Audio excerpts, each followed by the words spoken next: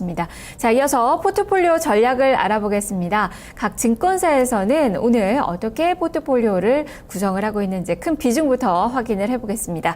자, 먼저 메리츠존금증권 부산금융센터의 주식과 현금 비중 70대 30으로 나타나고 있습니다. 동부증권 강릉지점의 포트폴리오는 주식 비중이 크게 늘었네요. 주식 80%, 현금 20% 비중입니다. KDB 대우증권 이촌동지점은 주식 70%, 현금 30% 비중으로 설정이 됐는데요. 자, 이 중에서 메리츠존금증권 부산금융센터로 가보겠습니다. 김정재 차장입니다. 차장님 안녕하세요. 네, 안녕하세요. 네, 주식이 70% 비중인데요.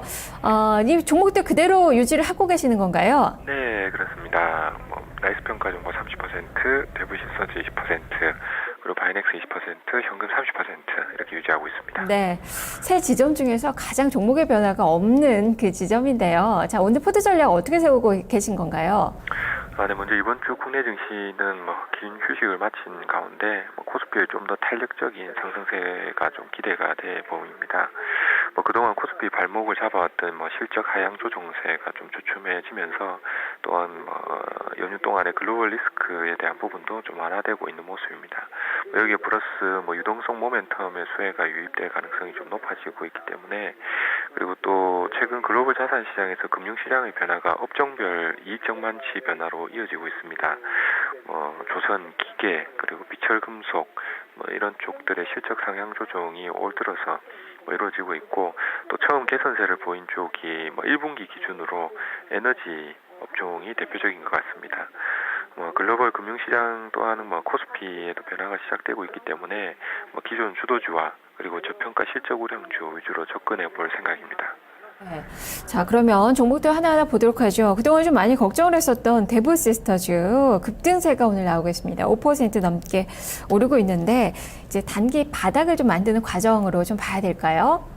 네, 물론 지금 이제 자사주 매입에 대한 건이 내용이 나왔고, 일단 대표작이었던 쿠키런의 인기는 이어지고 있지만 중국 진출에 대한 부분이 잠정 조금 실패로 돌아갔습니다. 하지만 플랫폼 통해서 중국향 쿠키런에 진행을 하고 있고, 이런 부분들이 추가적으로 다각화적인 접촉이 준비하고 있기 때문에 추가적으로 저가에서 계속 공략해 볼 생각입니다. 네, 비중 확대 의견을 비중 확대 생각을 좀 가지고 계시는 거죠? 네. 어느 정도까지 좀 늘릴 계획이세요? 일단 가격의 경직성을 좀 봐야 되겠지만, 일단 지금으로서는 기존 포트에서 일정 부분 수익 실현이 되는 종목이 나오면 그 정도의 비중을 좀 늘려볼 생각입니다.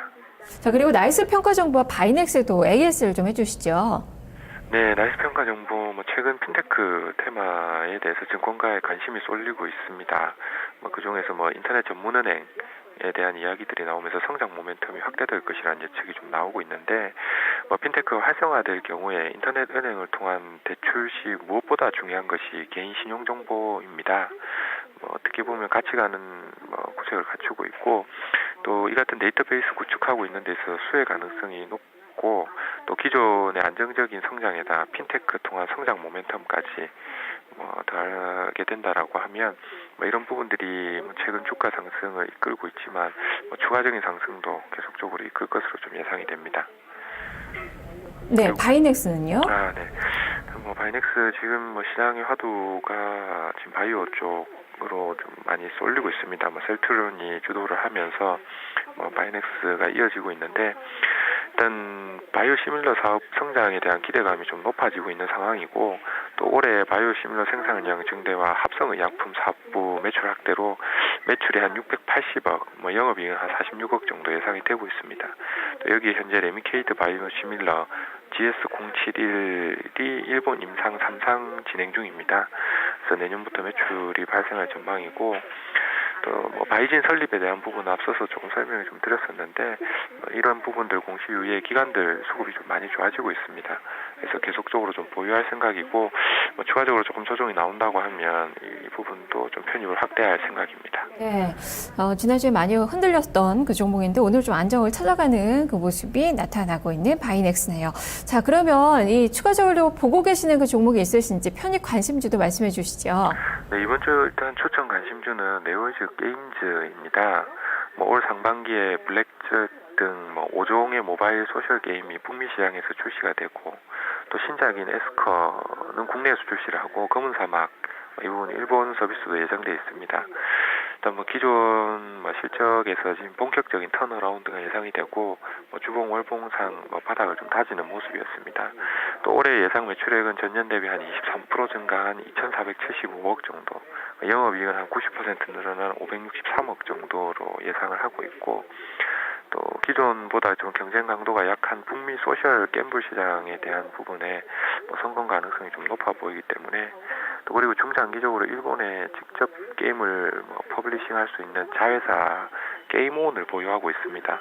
그래서 이런 부분에서 수혜가 좀 예상이 되기 때문에 좀 저가 공략을 해볼 생각입니다. 알겠습니다. 말씀 잘 들었습니다. 네, 감사합니다. 네, 지금까지 김정재 차장의 포트폴리오 전략 살펴봤습니다.